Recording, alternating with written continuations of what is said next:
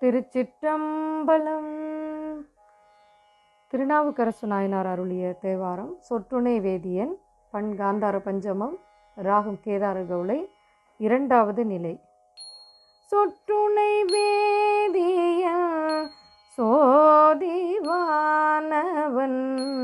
சொற்றுணை வேதியன் சோதிவானவன், பொற்றுணை தீர்ந்தடி பொருந்த கைதோழ, பொற்றுணை தீருந்தடி பொருந்த கைதோழ, கற்றுணை பூட்டியோர் கடலில் பாய்ச்சினோ, கற்றுணை பூட்டியோர் கடலில் பாய்ச்சினோ, நற்றுணையாவது நமச்சிவாயவே,